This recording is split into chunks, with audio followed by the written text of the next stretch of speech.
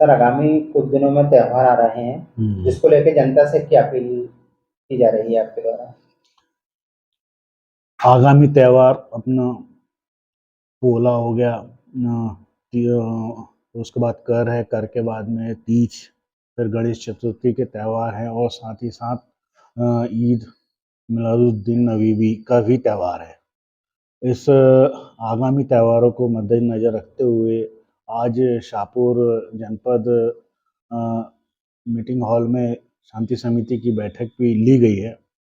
मेरा समस्त शाहपुर नगरवासियों से एक विशेष अपील है कि जो आगामी त्यौहार हैं, तीज त्यौहार, अपना गणेश चतुर्थी त्यौहार, इस त्योहारों को है ना सुख और शांतिपूर्वक, शांति सौहार्द से मनाएं।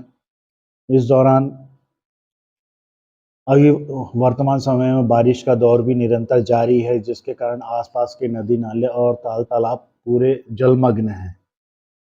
उस जलमग्न की को दृष्टिगत रखते हुए शासन प्रशासन द्वारा विसर्जन स्थलों में भी इन्हें काफ़ी दिशा निर्देश प्रदाय किए हैं। उस अ, निर्धारित स्थान भी चयनित किए हैं जहाँ पे विसर्जन करना है, वहीं निर्धारित स्थान पर ही विसर्जन करें, चूँकि छोटी-सी लापरवाही जीवन में संकट उत्पन्न कर सकती है।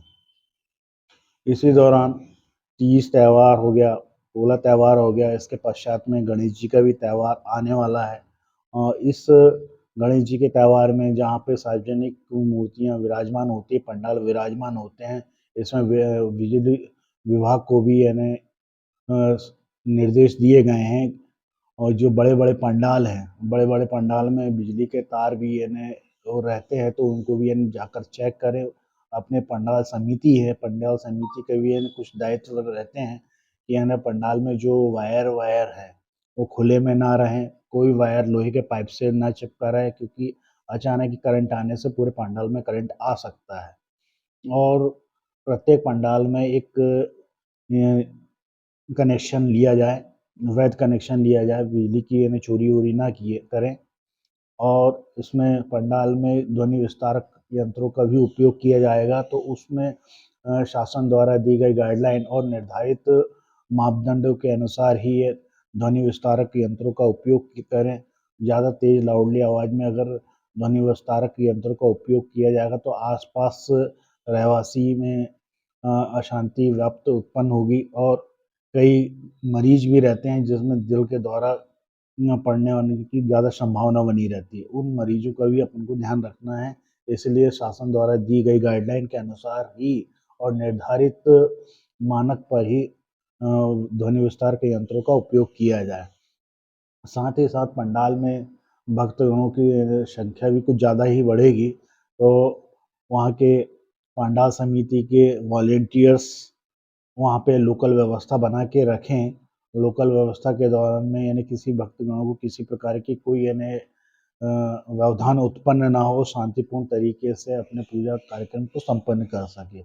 इसी के साथ ही यानी गणेश जी के समय में बाज़ारों में भी भीड़ की संख्या बढ़ेगी और वहाँ के व्यापारियों से भी मेरी विनम्र अपील है कि यानी जो आपकी निर्धारित दुकान है, उस निर्धारित दुकान पर ही यानी आप अपना व्यवसाय करें।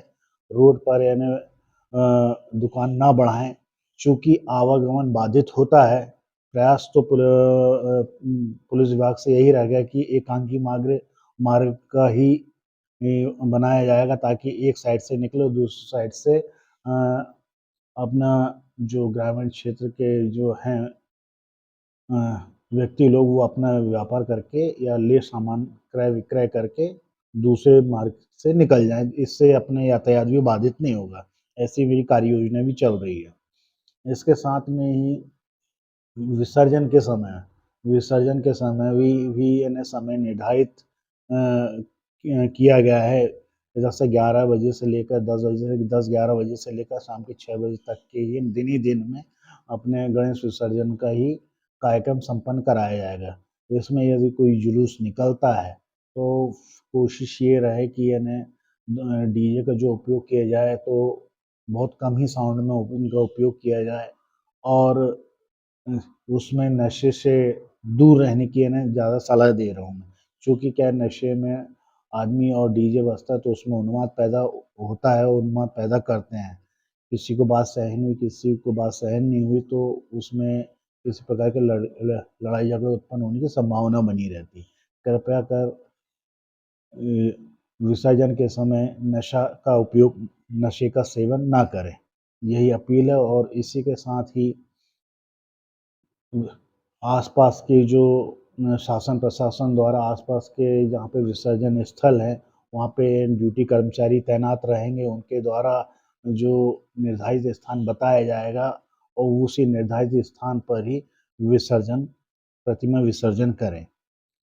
इसी के साथ में ही सभी नागरिकगणों से मेरी पुनः विनम्र अपील है कि गणेश उत्सव शांतिपूर्ण तरीके से मनाएं।